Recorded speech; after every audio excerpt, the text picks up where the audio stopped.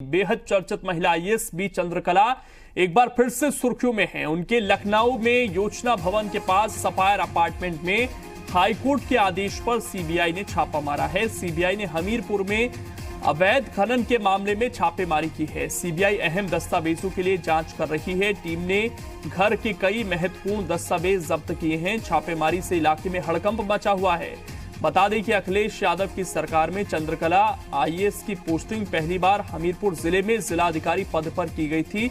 आरोप है कि आईएएस ने जुलाई 2012 के बाद हमीरपुर जिले में 50 मौरंग के खनन के पट्टे किए थे, जबकि ई टेंडर के जरिए मौरंग के पट्टों पर मंजूरी देने का प्रावधान था, लेकिन चंद्रकला ने सारे प्रावधानों की अनदेखी की थी। फिलहाल स्टडी लीव पर हैं आईएएस बी चंद्रकला। वहीं सीबीआई की एक टीम ने हमीरपुर में भी छापेमारी की है।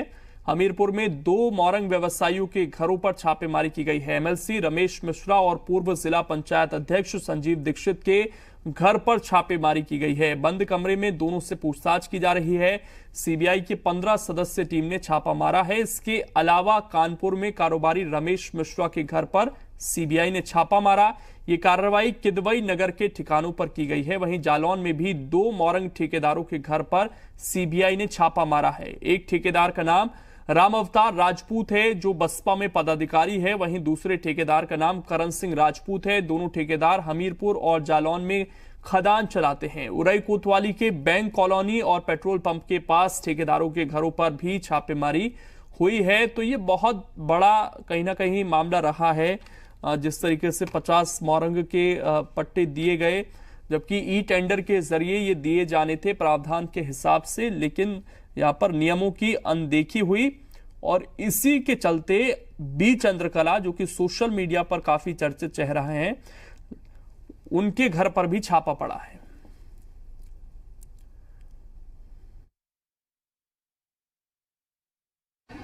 लखनऊ में आईएएस बी चंद्रकला के घर पर छापेमारी करके सीबीआई की जो टीम है वो फिलहाल बाहर निकल सकती है। आप देख रहे हैं तस्वीरों में कि जो बी चंद्रकला के घर पर छापेमारी करके जो सीबीआई की टीम है वह बाहर निकल रही है। करीब 2 घंटे के आसपास जो ये पूरी छापेमारी की गई है और लगातार ये छापेमारी की गई, जिस दौरान घर के अंदर जो दस्तावेज थे वो खंगालने के साथ ही साथ ये कह सकते हैं कि छापेमारी में जो है तमाम जो चीजें हैं वो निकल के आई हैं। सर, कुछ जानकारी निकल के आई है? सर, क्या कुछ जानकारी निकल के आई है? सर, आप देख सकते हैं कि तमाम जो अधिकारी हैं वो इस वक्त फिलहाल यहाँ से निकल रहे हैं छापेमारी करके, और ये बड़ी कार्रवाई के तौर पे इसको देखा जा रहा है। और ये जो पूरी कार्रवाई है इसके तहत ये कहा जा रहा है कि अवैध खनन का जो पूरा मामला था, जिसको लेकर इलाहाबाद हाईकोर्ट ने जो आदेश दिया था, उसको लेकर फिलहाल सीबीआई की छापेमारी है वो तेज हो गई है। कैमरामैन रजन के साथ विशाल रघुवंशी, दी मीडिया, लखनऊ।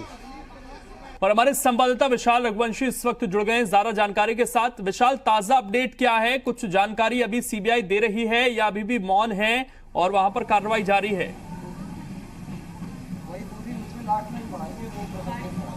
देखिए, फिलहाल सीबीआई की टीम जो है वो वापस लौट गई है। करीब 2 घंटे तक ये पूरी छापेमारी की गई है और यहीं पर जो है बी चंद्रकला का जो आवास है यहाँ पर छापेमारी की गई है। ये 101 नंबर फ्लैट है जहाँ पर ये पूरी छापेमारी की गई है और इस छापेमारी के दौरान करीब 2 घंटे तक जो तमाम दस्तावेज हैं वो खंगाल दिए गए हैं सीबीआई की तरफ से। सीबीआई की जो टीम थी वो यहाँ पर मौजूद थी और उसने जो है यहाँ के नौकर जो वहाँ मौजूद थे उनसे पूछताछ की। तमाम जो अलमारी थी वहाँ पर जो है दस्तावेज खंगाले, कुछ दस्तावेजों को अपने साथ सीबीआई ले भी गई है। ये कहा जा रहा है कि सीबीआई के हाथ लगातार जो है जो साक्ष्य मिले थे पिछले दिनों, उसके आधार पर ये पूरी छापेमारी की गई है। अभी कुछ और आईएएस अधिकारी इसके जद में आ सकते हैं, चूंकि बी चंद्रकला का नाम तब सामने निकल के आया था जब 2012 में जब वो हमीरपुर डीएम थी और उस वक्त उन्होंने 50 जो मौरंग के पट्टे थे वो बिना मानक के ही दे दिए थे। तो ऐसे में इस पूरे मामले को लेकर हाईकोर्ट ने जो है ऑर्डर किया था 2016 में कि इस पूरे मामले की जांच अवैध खनन के मामले में जांच की जाए। तो कुल मिला के सीबीआई को इसकी जांच सौंपी गई थी। अब सीबीआई अपनी जांच का जो दायरा है वो बढ़ाता जा रहा है और इसी कड़ी में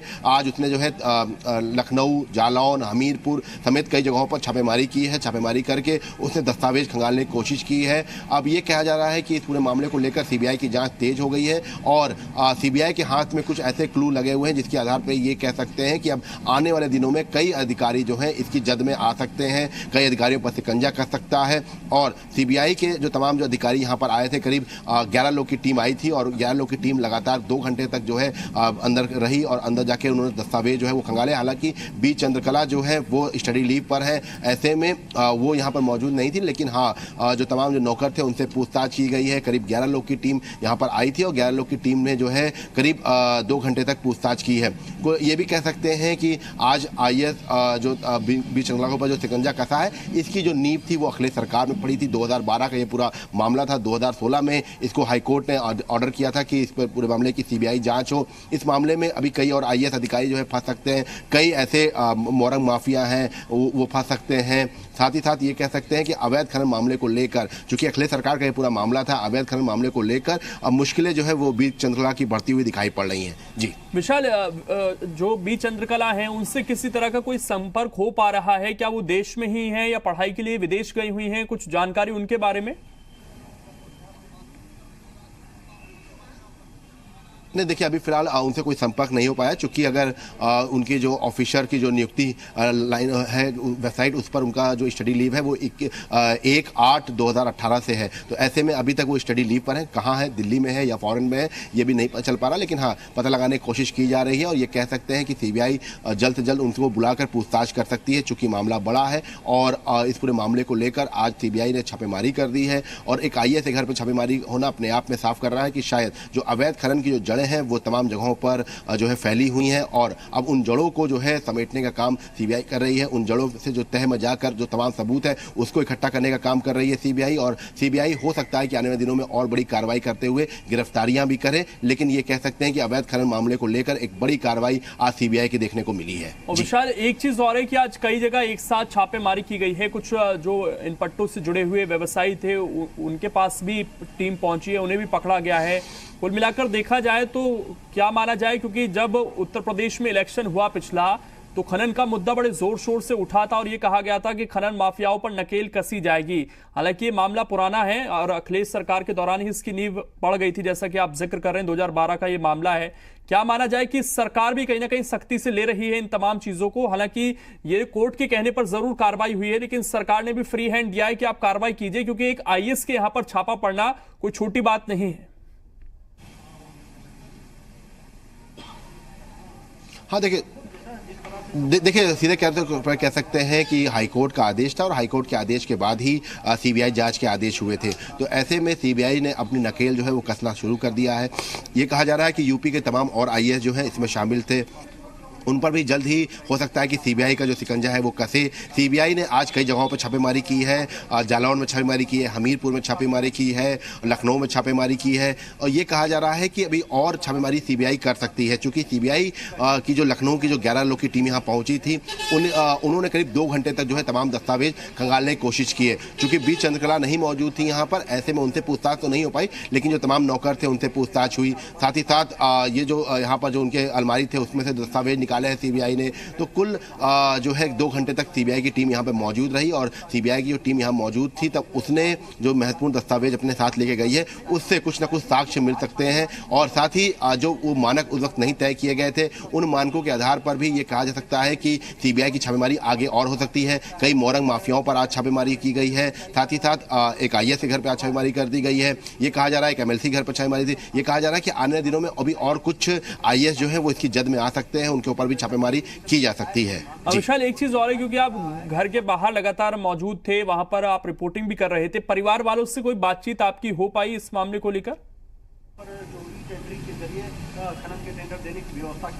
नहीं, देखिए कोई परिवार वाले नहीं बातचीत कर रहे हैं इसमें, चूंकि यहाँ पर जो उनके परिवार के लोग थे वो अंदर ही थे। CBI की टीम जब बाहर निकली है तब भी वो लोग अपना दरवाजा बंद कर दिए हैं। और एक बड़ा मामला है ये अवैध खनन को लेकर और इस बात को लेकर हमेशा भाजपा की सरकार को अखिलेश सरकार को घेरती रही है। गायत्री प्रजापति का भी इसमें नाम रहा है कि अवैध खनन कराते थे, कई आरोप भी लगे थे। लेकिन जो CBI ने जाँच शुरू की थी तब उसने जो है तमाम पट्टेदारों को बातचीत की थी, तमाम जो ठेकेदार थे उनसे बातचीत की थी, उनसे पूछताछ की गई थी। लेकिन अब इस पूरे मामले को लेकर ये जो जांच की आंच है वो IAS के घर पहुंच गई है। IAS के घर पर छापेमारी की गई है। बी चंद्रकला एक साफ सुथरी छवि की DM मानी जाती थी, लेकिन जिस तरह से इस पूरे मामले में बी चंद्रकला का नाम आया था उसके बाद से ये कयास लगाया जा रहा था कि CBI जल्द से जल्द उनसे पूछताछ कर सकती है। फिलहाल आज जो है छापेमारी कर दी गई है और ये कहा जा रहा है कि CBI जल्द ही बी चंद्रकला को बुलाकर पूछताछ कर सकती है, चूंकि ये बड़ा मामला है और अवैध खनन से जुड़ा हुआ मामला है। और यही वजह है कि CBI अपनी जांच जो है बहुत तेज कर रही है, चूंकि हाईकोर्ट लगातार इस पूरे मामले की निगरानी कर रहा है। उसका कहना था सीबीआई को जांच सौंपी गई है और जांच तेजी से की जाए, तो ऐसे में अब ये जांच जो है वो काफी तेज होना शुरू हो चुकी है। बिल्कुल, कहीं ना कहीं तेजी से जांच हो रही है। बहुत शुक्रिया विशाल तमाम जानकारी के लिए आपका। और अपडेट दे दें दर्शकों को कि टीम वहां से फिलहाल 2 घंटे छापेमारी के बाद, वहां पर जांच पड़ताल के बाद निकल चुकी है। दस्तावेज कुछ कलेक्ट किए हैं वहां से, उनकी अलमारी को भी खंगाला गया है। देखना है कि क्या कुछ जानकारी निकलकर सामने आती है।